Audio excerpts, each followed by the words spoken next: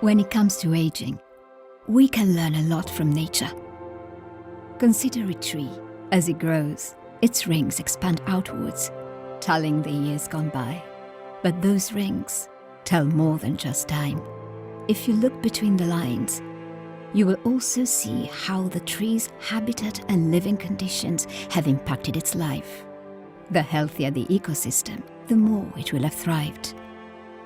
We humans are no different. As we age, our physical and social environment provide us with vital resources. Access to healthcare and proper nutrition, opportunities in education and employment. Safe housing and supportive communities become the roots that nourish our development and well-being. So what happens when we grow older if our environment does not sustain us? Just like a tree, our health declines and we struggle to flourish. Over time, we may become disconnected and a burden to others. The UN Decade of Healthy Aging aims to give everyone the opportunity to add life to years, wherever they may live. A transformative collaboration of diverse sectors and organizations, the decade focuses on changing how we think, feel and act towards aging, cultivating age-friendly environments, creating responsive healthcare systems and services, and promoting long-term care and support essential to living with meaning and dignity. By adding quality to quantity, we give all people the chance to lead a meaningful life, no matter their age. And that includes you, and you, and you, and me. Together, we can make every year count, not by the numbers, but how we live and grow in between.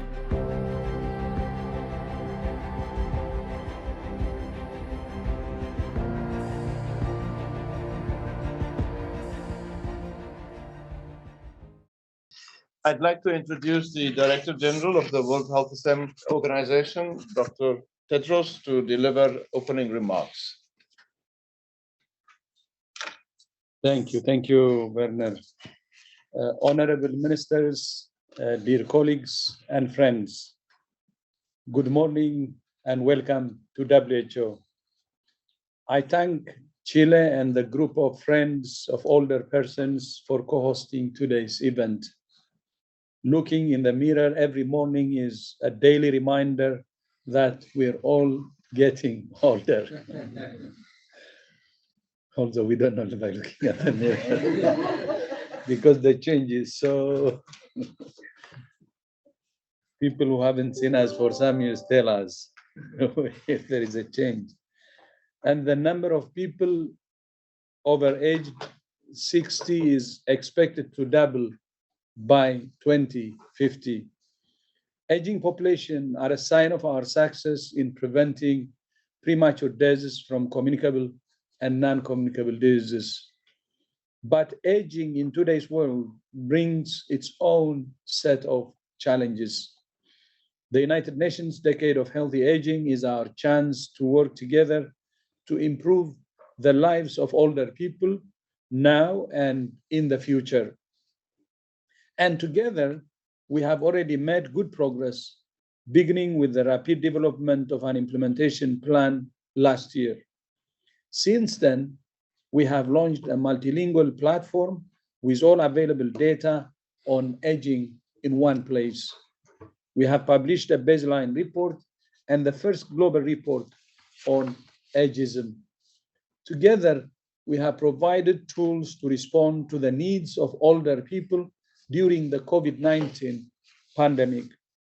And we have supported countries to combat ageism, strengthen integrated and long-term care, and to build age-friendly cities and communities, making the world a better place in which to grow older takes a whole of government and a whole of society approach.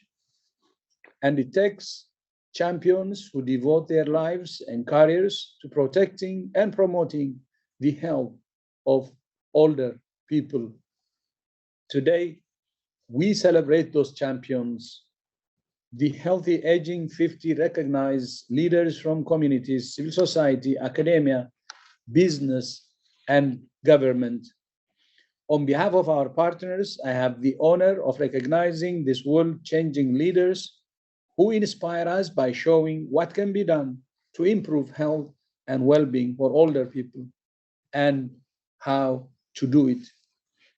These leaders have been transforming how people think, feel, and act about aging, designing and implementing initiatives to empower older people, developing opportunities to provide person-centered and integrated care to older people, helping to create age-friendly rural and urban communities, scaling quality home-based care provision so people can age with dignity in their own communities, developing programs that bring generations together, creating opportunities for lifelong learning, and strengthening coherence across government policies.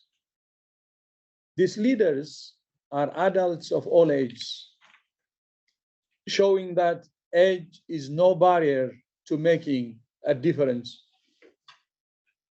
36 are women, and 29 come from low or middle income countries. Even as we celebrate these leaders, we recognize that individuals alone cannot do it alone and cannot do it all.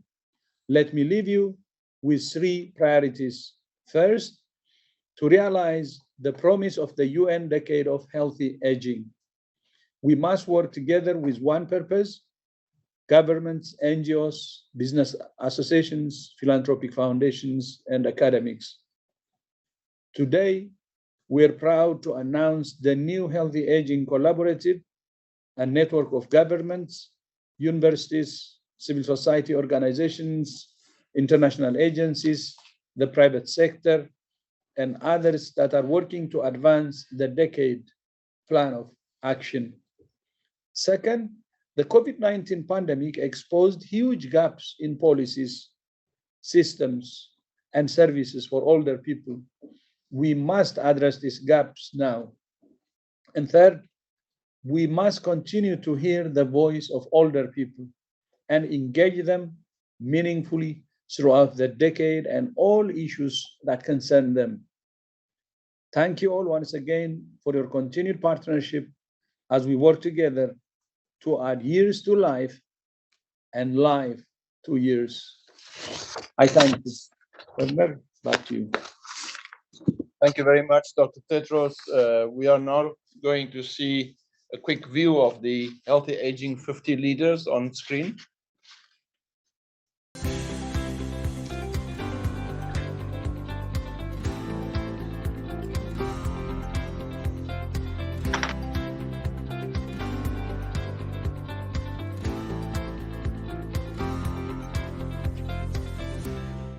Before turning to our next speaker, I just want to make sure that we all understand the latest guidance from WHO, which was you should look in the mirror every morning to make sure that you're aging in a healthy way. And 50 examples just appeared on screen.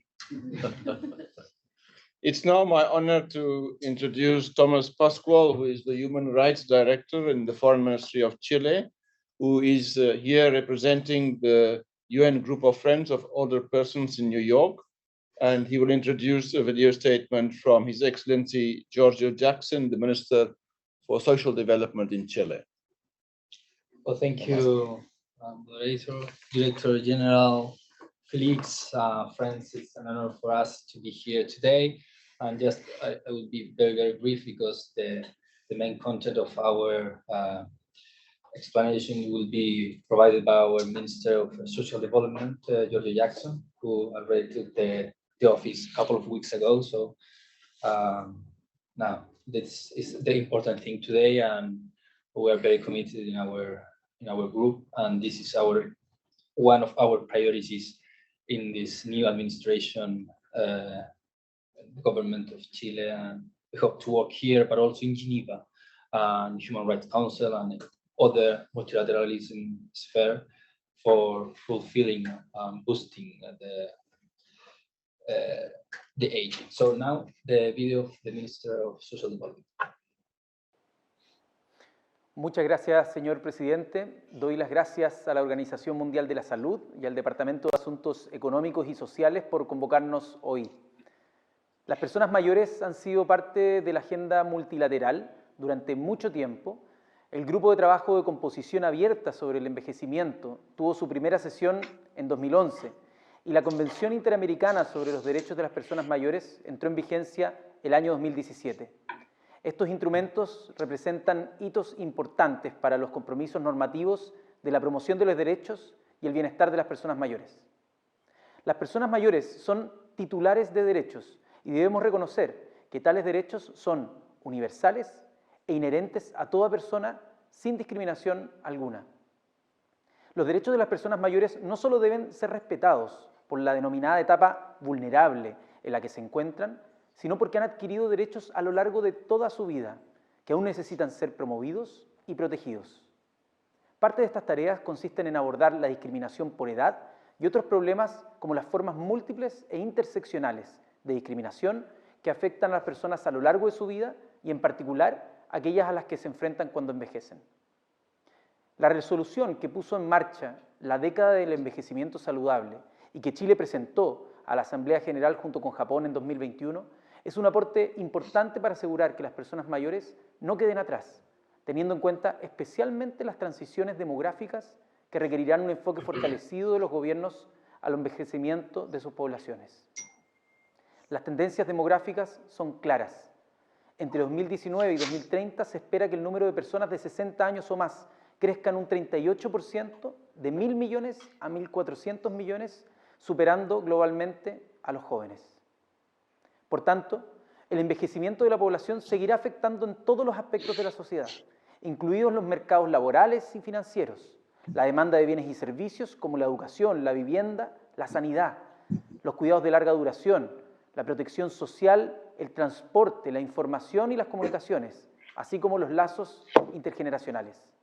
Ante esta tendencia medible con consecuencias tangibles para los gobiernos y las sociedades, Chile subraya la importancia de la acción multisectorial para el envejecimiento saludable y activo. Como primer paso, la década del envejecimiento saludable nos invita a cambiar nuestra forma de pensar, sentir y actuar frente a la vejez y el envejecimiento. Las personas mayores no solo deben ser entendidas como beneficiarias de los sistemas de protección social, sino también como colaboradores activos de la Agenda 2030 y, por ende, de sus sociedades. Para el gobierno del presidente Gabriel Boric, este es un tema prioritario y dentro de las principales reformas que empuja está el garantizar pensiones dignas a personas mayores que trabajaron toda su vida por educar, sanar y cuidar al resto. Algunas personas pueden experimentar que con la edad vienen ciertos cambios físicos y fisiológicos que implican que deben relacionarse con su entorno de manera diferente. La mayoría de las veces, este proceso de envejecimiento natural e inevitable se confunde con una discapacidad o con un impedimento. Sin embargo, no vemos que el envejecer sea el impedimento, sino la falta de herramientas para aprender a convivir con él. La década del envejecimiento saludable proporciona formas orientadas a la acción para garantizar que este cambio de paradigma se pueda lograr a través de entornos amigables con las personas mayores, la lucha contra la discriminación por edad, la atención integrada y la atención a largo plazo. Del mismo modo, no podemos promover el envejecimiento saludable de las poblaciones si no tomamos medidas políticas para abordar las barreras estructurales y falta de protección normativa que hace que las personas mayores sean propensas a la violencia, al abuso, al abandono y a otras formas de discriminación. Esta es una de las poderosas razones para adoptar un enfoque de cuidado cuando se habla de envejecimiento, sobre todo considerando lo que ha sucedido durante los últimos años de pandemia. La cruda imagen que tuvieron las personas mayores durante la pandemia del COVID-19, con tasas de mortalidad 5 veces superiores al promedio mundial en personas sobre los 80 años y con un aumento de la violencia en el abuso contra ellas, es un recordatorio de lo que sucede cuando las personas son dejadas de lado en la agenda política en los momentos de superposición de desafíos. Con una crisis de cambio climático, una crisis de seguridad alimentaria mundial, así como conflictos nuevos y prolongados, nuestro presente y futuro está y seguirá estando marcado por problemas interrelacionados. Mientras tanto, las poblaciones inevitablemente envejeceremos, y debemos continuar garantizando los derechos y el bienestar de las personas mayores en medio de estos desafíos. Si hoy comenzamos a promover enfoques de políticas de envejecimiento saludable para brindarles las herramientas adecuadas para comprometerlos e involucrarlos como colaboradores activos y tomadores de decisiones a lo largo de su vida, estamos seguros que no solo las personas mayores se beneficiarán de ello, sino la sociedad en su conjunto. Muchísimas gracias. Thank you very much, Thomas and Minister Jackson, and for the leadership of Chile and the group of friends here in New York. We are now going to hear from some other ministers from regions of the world who will share with us their experiences on actions taken to improve the lives of older people. And it's an honor for me to turn to Her Excellency Mariam bint Ali bin Nasser Al Misnat, who is the Minister of Social Development and Family in Qatar. Minister, Qatar is collecting internationally comparable statistics on healthy aging. Can you please describe to us what you collect, how you use the information, and how it can also be applied in other countries who have a paucity of good data? Thank you so much. Good morning, everyone. It's my pleasure to be here today. I would like to read some of the points that I had prepared for this meeting. As you mentioned, Qatar, we're collecting data and we're trying to make sure that this data is beneficial for us in order to come up with the proper programs that will serve the aging group with an efficient way. So we are blessed in Qatar that taking care of older people is part of our culture and religion, and it's also something that we are proudly doing. So one of the programs that we are offering is the program support for older people, for the people above the age of 60. It supports the independence and the vitality of elderly people. And this program has integrated the WHO guidelines to propose evidence-based recommendations for health care professionals to reserve declines in physical and mental capacities of the elderly.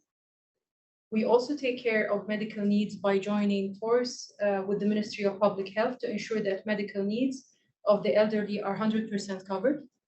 And we help to contribute to the social fabric of the country through our center, Ihsan, which is a very important center.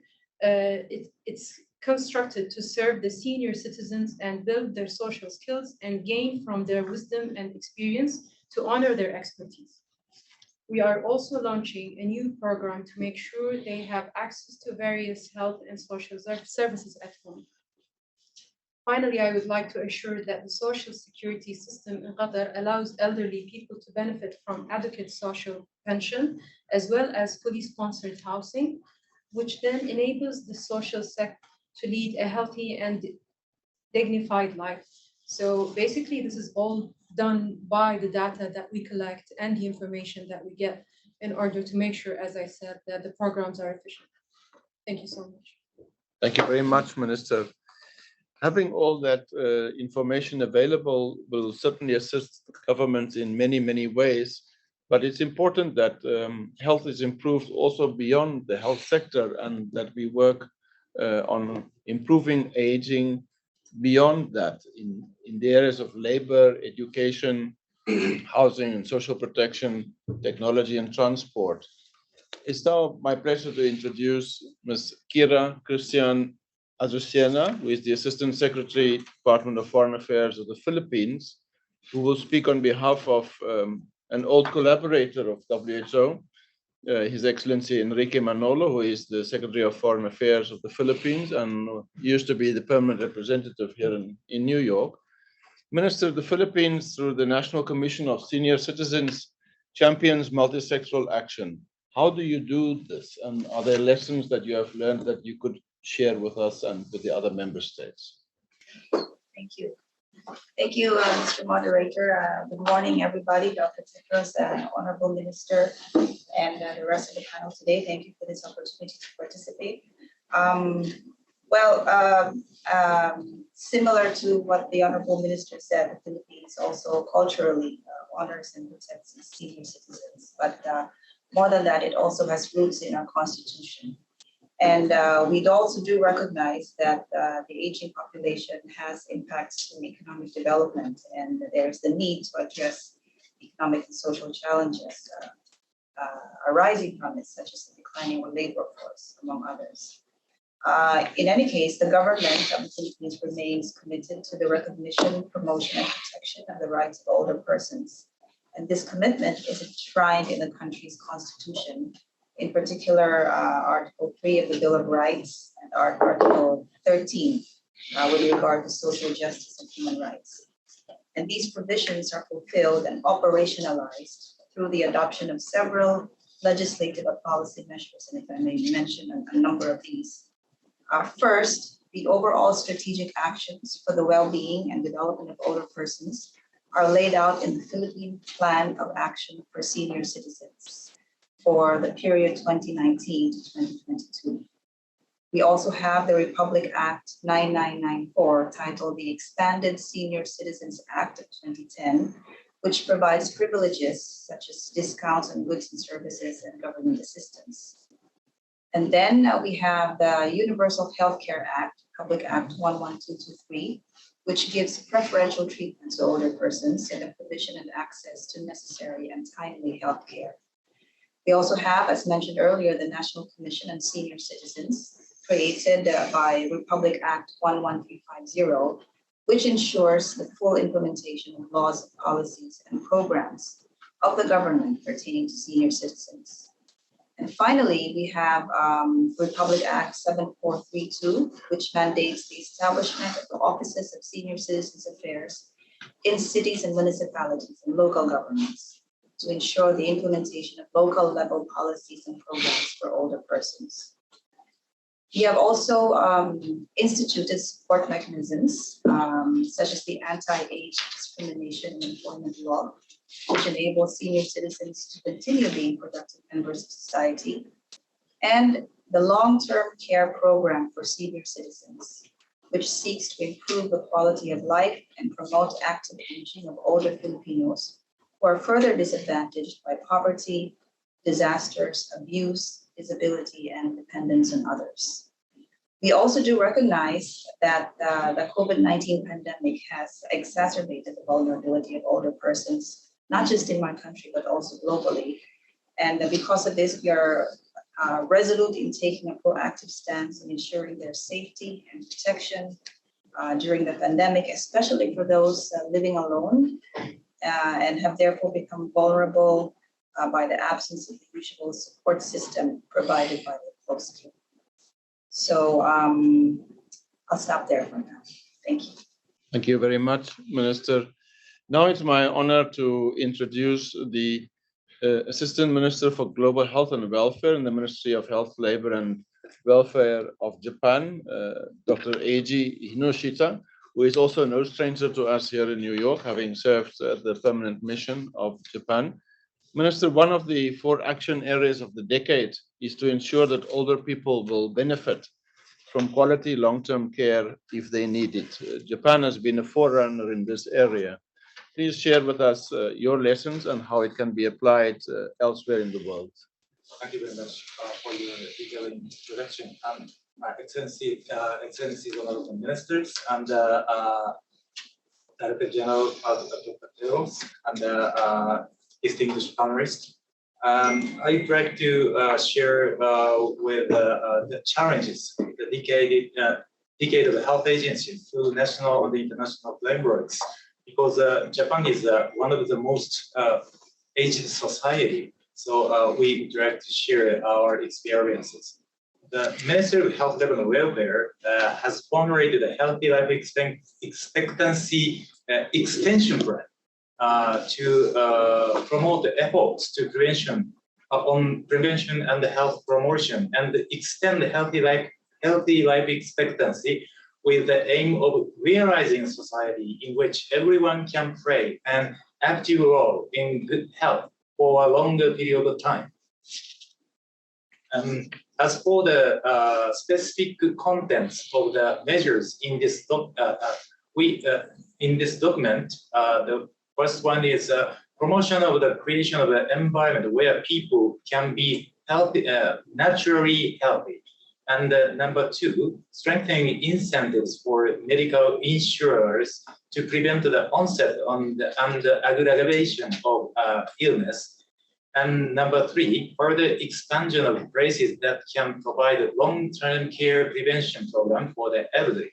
We are working on such things. In Japan, it is positioned as an important policy to create an environment where elderly people who are willing to work can fully demonstrate their abilities according to their wishes and play an active role, regardless of age. By law, business owners are obliged to take measures to secure employment opportunities up to the age of 65, and through various options, including the abolition of the retirement age system.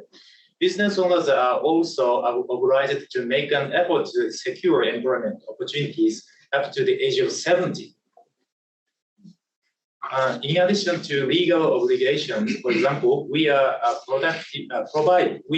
provide subsidies to business owners who hire elderly people aged 65 and over as an initiative to give incentives to business owners who hire elderly people.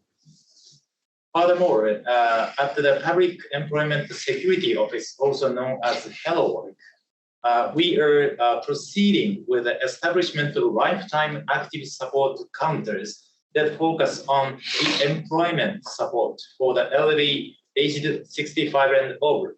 There are currently 300 of such counters nationwide.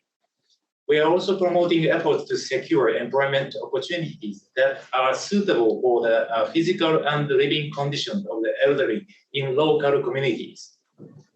The ties between Japan and the ASEAN region in the area of aging have been strong, dating back to the ASEAN-Japan Active Aging Regional Meeting in June 2017. At the June 2017 meeting in the Philippines, the proposed indicators of aging were discussed. Currently, information is being shared between Japanese researchers and the archive in the study on promoting active and health aging in ASEAN. We also have a tripartite health ministers meeting among Japan, the Republic of China, and the Republic of Korea every year. These three countries are experiencing a decline in birth rate and the aging population continuously. For sustainable development of three countries, it is necessary to examine the challenges and the measures based on the latest research and scientific evidence on both declining birth rate and the aging population. In particular, dementia is a topic that requires early response and prevention efforts, as well as multi-sectoral policies, including nursing and medical care, to realize healthy aging. And it is very meaningful to share efforts of the three countries. I think. Thank you very much, Dr. Nishita. We had hoped to also hear from a colleague from Nigeria, Dr. Omakaro, who is the Director General of their National Senior Citizen Center. It was established by President Buhari in May last year, but she unfortunately could not travel here as her flight had been delayed. It's a pity because she had wanted to share with us the experience that they have in Nigeria to establish a national consultative forum that engages stakeholders from 36 states and about 775 local communities. And it's a mechanism to bring community care and involvement for older people into remote areas of the country, which I think is very helpful for us in Africa, where such services are not always available. But we cannot speak about healthy aging without involving civil society. And they are the people often that hold government's feet to the fire, so to speak. And it's my pleasure to turn to Jane Barrett, who is the Secretary General of the International Federation on Aging. It's a very well-known and large civil society organization that has official status at the United Nations here and at the World Health Assembly. Jane, the decade cannot succeed without engaging civil society organizations. There are many groups working on this, such as yours, and there are incredible leaders in civil society. Can you explain to us how you go about changing the lives of older people and their families and the communities? We already know that you are working on this topic for a long time, but what are you doing differently to promote the goals of the decade for healthy aging? Thank you very much. It's an important question. Your Excellencies, Honourable Ministers, distinguished guest, Dr. Tedros. Let me just start by saying that the launch of the Decade of Healthy Aging in 2020 prompted the IFA to pledge to view all of the work streams through the lens of the 4 action areas. Our outward-facing strategy reflects knowledge creation, mobilisation, advocacy to influence policy, and innovative communication strategies that transform and make sense of these areas in a very applied way. For instance, the links between frailty, adult vaccination, non-communicable diseases, long-term care and integrated care. There's connections there. Another body of work connects vision and hearing health within the rubric of age-friendly environments. The pledge is a statement of purpose for which there are different yet aligned narratives from government, non-government, industry and academia. It is both the alignment and the connectedness of the action areas with global agendas such as the Immunisation Agenda 2030, the 13th General Programme of Work, the World Report on Hearing, the UN SDGs that creates this very rich tapestry, which is a work in progress across sectors and across disciplines. For the IFA, the decade is our DNA, with the action areas being the spine and the decade enablers being the mechanisms through which we build community, assess policy, measure change across these years and beyond. One of our contributions to the decade is the Vanishing Project, which will enable older people to tell their stories through the images and spoken word, stories of resilience, of pain, of contributions, of their courage, and of their insistence to optimism. Central to our contribution and those of civil society is the almost dogged commitment to broker partnerships. That's what civil society does very well. We strengthen partnerships and we can be and are the bridge between stakeholders whose paths may never have crossed and should and positively disrupt the ever-changing landscape. I want to make special note, Dr. Tedros, of the great progress made in agenda building and connections between WHO technical units, and that came from an interactive dialogue we had with you several years ago, and the rich presence of our UN colleagues in regions. We do not underestimate the complexity of these workings, yet block by block, foundations are being built that will remain beyond 2030.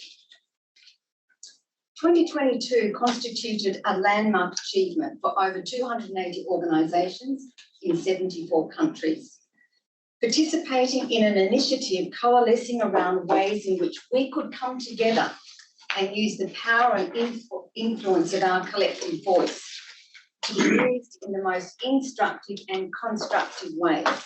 Civil society wants to be your critical friend, to capture, to synthesise and to convey new knowledge in a way that contributes to effective policies and programs.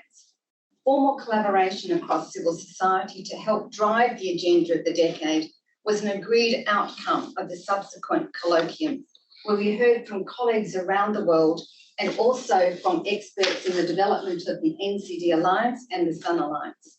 It is therefore my great pleasure today to announce that civil society are working towards the establishment of the Decade of Healthy Aging Alliance to be launched in early 2023. This is a landmark achievement for civil society because our collective voice is critical. It goes beyond the fields of ageing, though. It touches on the many faces of civil society, of architecture, of climate change, of law that inform and impact the lives of older people. And coming to a close, civil society organisations are unique and we are powerful, working with and on behalf of their constituents, and we're much more influential working together than working alone.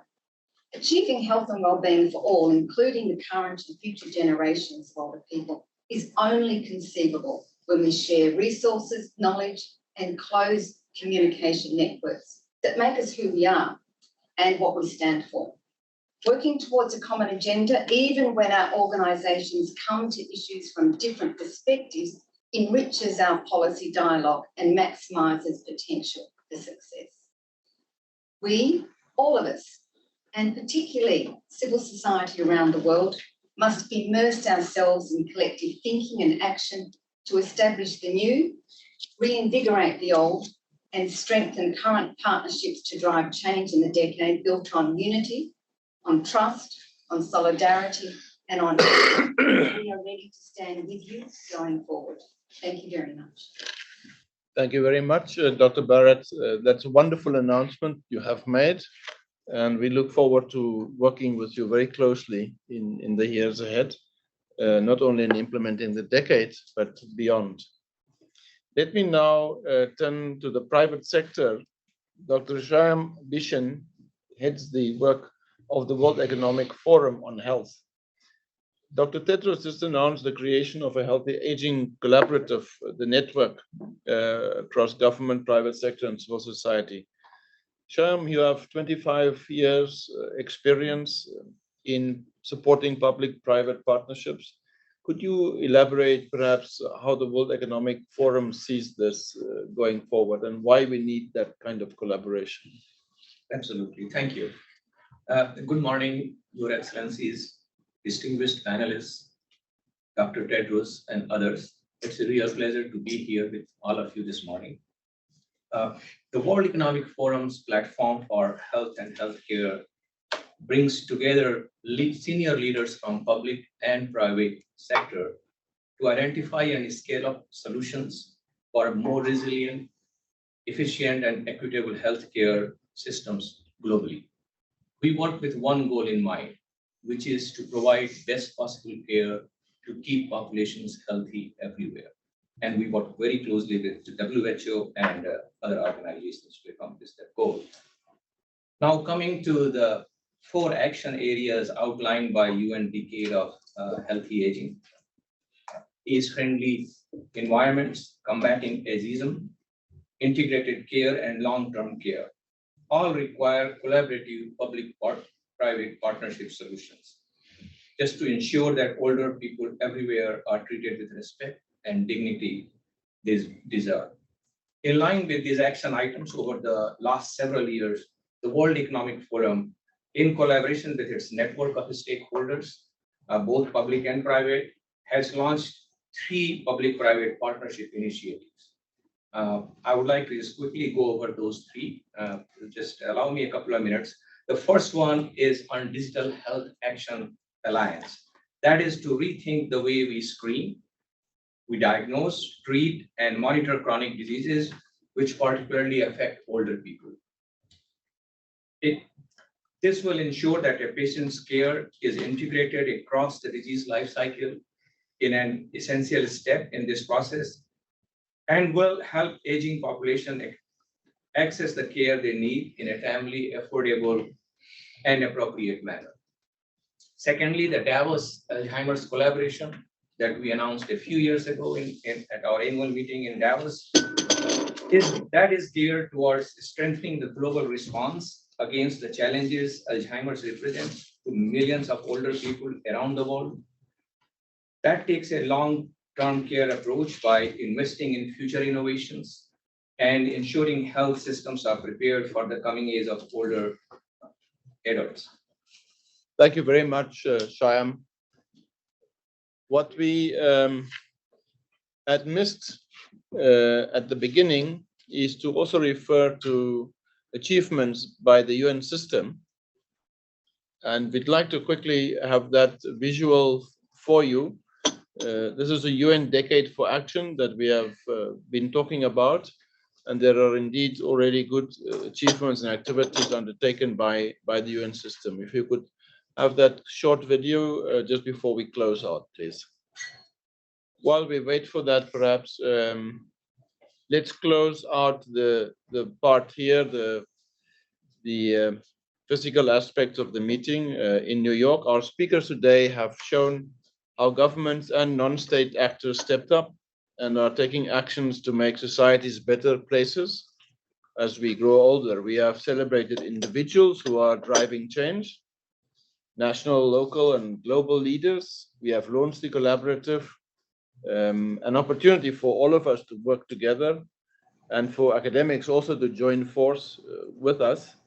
You have seen in the slides before the event started, and which you will see again a little later, extensive work being done across the UN system and also by other collaborators to make the decade a success. I want to urge in closing all the virtual participants, there are around 350 of them online, to visit the Decade platform, which is the one stop for you to see all the activities related to healthy aging. And a special word of thanks to Dr. Tedros, the ministers who are here today, who joined us in our office in New York to make this event possible. Thank you very much. And the video that you will see now, the film, hopefully will bring a happy ending to our meeting.